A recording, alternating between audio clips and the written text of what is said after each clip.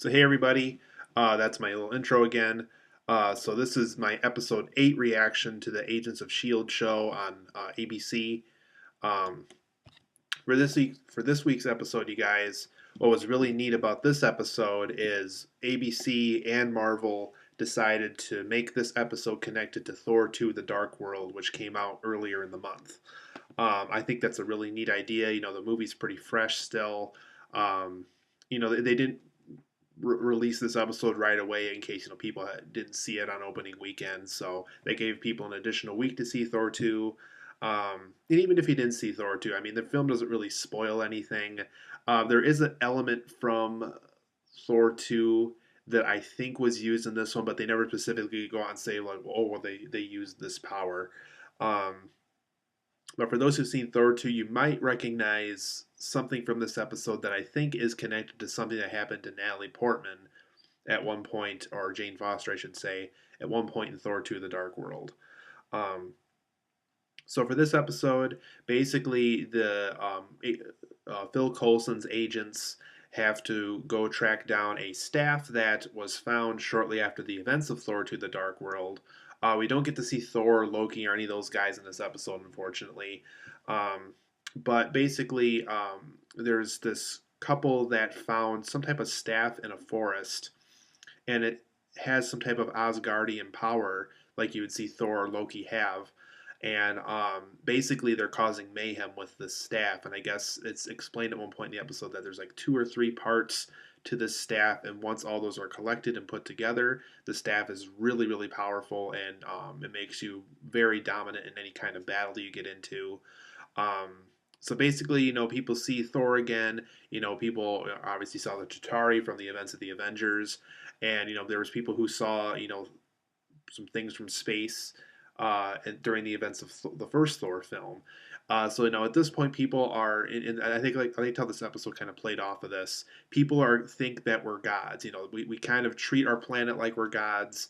We know that there's gods out there, and so people are kind of getting overconfident at this point in the world, and we're so afraid of what these gods can do to us that we like to think of ourselves as gods as well. So this episode kind of plays off that idea. And what happens is there's one point in the episode where this isn't a spoiler. This is just basically something that happens in the episode. So I feel like I have to explain it in order to really give you a good synopsis about what this episode was about. Basically, Agent Ward, who's one of Coulson's agents, who's been in several episodes so far. When he touches the staff at one point in the episode, basically he's always having this bad childhood memory flow through his mind a lot, and it gives him these anger management issues that he can't seem to control throughout the episode. So they also meet up with a college professor at one point, and he has a connection to this staff, which I don't want to get into because that would be a spoiler. But he does have a very big connection to the staff, and they use, with his help, they find a way to make sure the staff gets into good hands, and to make sure this group that found the staff in the forest doesn't use it for evil. Um, and so basically, throughout the rest of this episode, they're trying to tie up the loose ends, get rid of this group, make sure the staff is in good hands, and all that good stuff.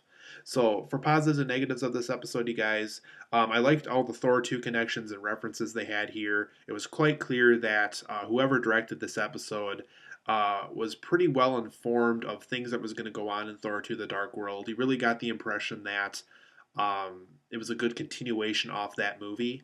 There was even an environment that they filmed in at one point in the episode that looked like something out of Thor 2: The Dark World. So, specifically when Thor came to Earth and was fighting Malekith in that palace, and there's a scene in this episode that kind of reminded me of that setting from Thor 2. I also liked how this episode really gave me the impression that I was watching something during Phase 2 of the Marvel Cinematic Universe. So I liked how there was finally an episode in the show, specifically along with the pilot in Episode 2, with those ones representing Iron Man 3 more so than anything else. I liked how this is the first episode of Agents of S.H.I.E.L.D. that really feels like it belongs in Phase 2 of the Marvel Cinematic Universe. So huge thumbs up. I liked that aspect of this episode. Um, Also, Agent Sky, has explained ever since the show started that she has an obsession with superheroes. And I think this episode does a very good job making sure that trait gets out there that Sky has this obsession with superheroes. She's talking about Thor a lot. She's talking about the Asgardians. Out of everybody, out of all the agents that were a part of this episode, you really got the impression that Sky knew a lot about the Norse gods. She loves talking about Thor. So I really like how that character of Sky really shined in this episode in a way. Um, I also liked how this episode very much had an Asgard feeling. I mean, specifically, when people were using the staff and people thinking they were gods and everything. I liked the very Asgardian feeling that this episode managed to portray. Also, Agent May, played by Ming Na Wen, if I pronounced that right. For those who remember her role all the way back from the first Street Fighter film with Jean Claude Van Damme, there's a fight scene involving her character, Agent May, that very much felt like a homage to the original Street Fighter when she played Chun Li. It was a scene in a church where she's fighting this person, who wanted the staff for evil. She's kind of using this. I don't even remember what it was, but it was kind of like two sticks, and she was fighting him off. And it very much was in the spirit of Street Fighter when she played Chun Li. So I thought that was kind of a neat, unintentional homage in a way. So for those who know Ming Na Wen, like I said, I apologize if I pronounced her name wrong. For those who have seen her like Mulan and all that other kind of stuff, I thought that was kind of a nice homage to something that went on in her earlier part of her career. I thought the whole Agent Ward anger management subplot got a little bit old and laughable after a while. Um, yeah, it just got really old, and it just really, I loved Agent Ward, being a part of these missions in earlier episodes.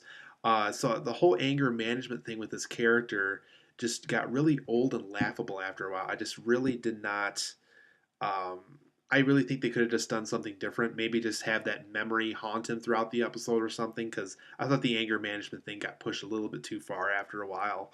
Um, Also, once again, this is another Agents of Shield episode that just did not have enough action scenes. I really think this show needs to have more action scenes because I mean it's a Marvel comic show, and though they're not using superheroes in this show, they're agents, and these agents get into these situations that involve action, and I really think that. I don't know if it was just a time constraint or what, but I feel this episode really needed to have more action scenes in it.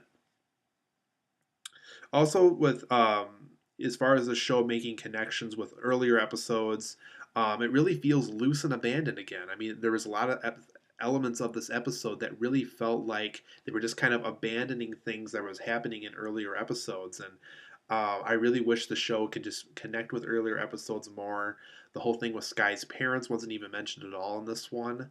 Um, so I really hope in future episodes they really connect this series more than they have because this episode really felt almost a little standalone more so than some of the other episodes. Specifically with Sky, I mean, almost everything that happened with Sky in the earlier episodes felt completely gone here. She almost felt like she was trusted more in this episode, and that kind of came off a little weird to me, to be honest. But overall, I thought this was a good episode. I think episode one and two, and the episode dealing with the fire hero, that Asian fire hero guy. I think those are my three favorite episodes still. But this is pretty high up there. This is probably my fourth or fifth favorite episode of the series. I loved all the Thor 2 references, like I was talking about earlier. So good episode. Much better than last week's episode. I really didn't like last week's episode. So hopefully next week's episode will bring us something new and original.